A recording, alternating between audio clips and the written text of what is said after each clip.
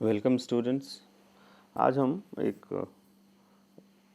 Sociology of kinship marriage and family के अंतर्गत आने वाले एक बहुत महत्वपूर्ण टॉपिक या अवधारणा को समझने का प्रयास करेंगे, जो कि है सक्सेशन एवं इनहेरिटेंस।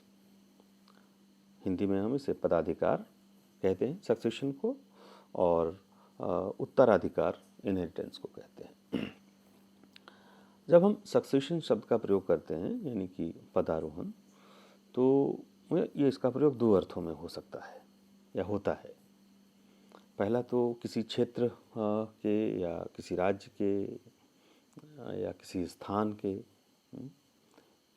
संदर्भ में, कि जब एक व्यक्ति के स्थान पर दूसरा कोई व्यक्ति उसका ज़बरदस्ती या किसी अन्य तरीके से उसका अधिग्रहण कर लेता है, उस पर अधिकार कर लेता है और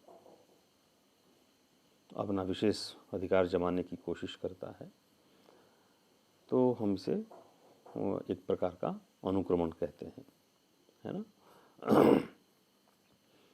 कि अक्सर हम देखते हैं कि पुराने समय में भी कि एक राजा के ऊपर दूसरा राजा आक्रमण कर देता था और उसको जीत लेता था, तो ये भी एक प्रकार का सक्सेशन होता था।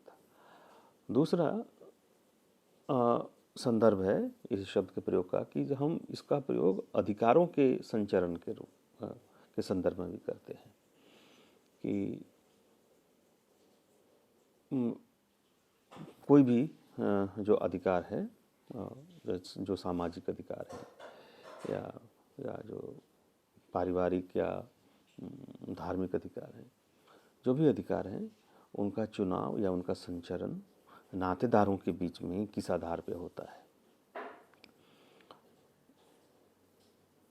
अक्सर सक्सेशन जो शब्द है और जो इनहेरिटेंस शब्द है, उसको हम इंटरचेंजेबली या पर्याय के रूप में इस्तेमाल कर लेते हैं, लेकिन जो दोनों में बहुत बारीक सा अंतर है, वो अंतर ये है कि जब जो सामाजिक पद है या प्रतिष्ठा है या उससे संबंधित जो संपत्ति है, इन दोनों में ही संचरण होता है, तो सक्सेशन जो शब्द है उसको पद के अधिकारों के संचरण के रूप में प्रकट करना ज़्यादा उचित होता है।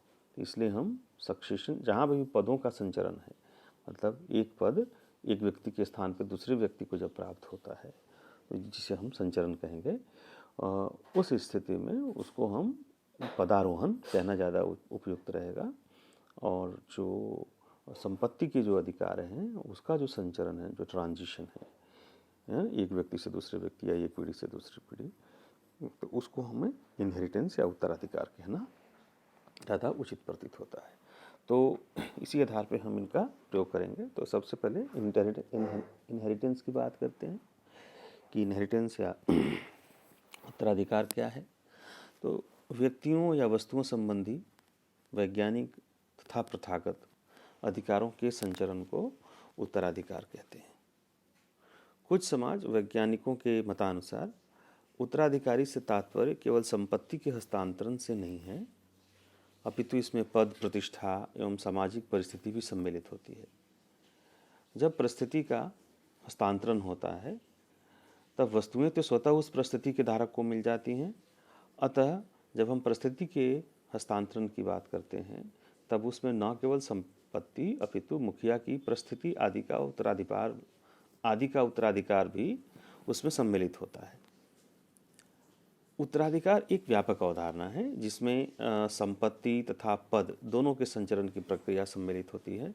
इन दोनों के अलग अलग संचरण की प्रक्रिया के लिए दायाधिकार या पदाधिकार की अवधारणाओं का प्रयोग अधिक उपयुक्त होगा। आदिम जातियों में उत्तराधिकार संबंधी तथ्यों की खोज करते समय WHR रिवर्स ने बहुत पहले ही वंशानुक्रम, दायाधिकार या पदाधिकार की प्रक्रियाओं में स्पष्ट भेद किया था। उन्होंने दाय अर्थात संपत्ति के हस्तांतरण के लिए दायाधिकार या इनहेरिटेंस का प्रयोग किया तथा पद अथवा प्रतिष्ठा के संचरण के लिए पदाधिकार या सक्सेशन के शब्दों का प्रयोग किया। दायाधिकार के लिए आंग्ल भाषा में कोई अलग शब्द नहीं होने के कारण इनहेरिटेंस शब्द का प्रयोग किया जाता है, जबकि यह पद संपत्ति और, जबकि यह जो टर्म है वह संपत्ति और पद दोनों के अधिकार को इंगित करता है। और ये जो उत्तराधिकार है उसके 4 नियम होते हैं उसके हस्तांतरण के, और वो उनमें जो वंशानुक्रम है या वंश के जो सिद्धांत हैं जो कार्यरत होते हैं परिवारों में, उसके आधार पर ये 4 नियम बनाए गए हैं। और ये 4 कौन से हैं? एक पितृरेखीय या पैट्रिलिनियल, मातृरेखीय, मैट्रिलिनियल उभयवाही तीसरा प्रकार है, और चौथा है समस्त्रोतीय उत्तराधिकार। तो इन चारों के बारे में हम बात करते हैं।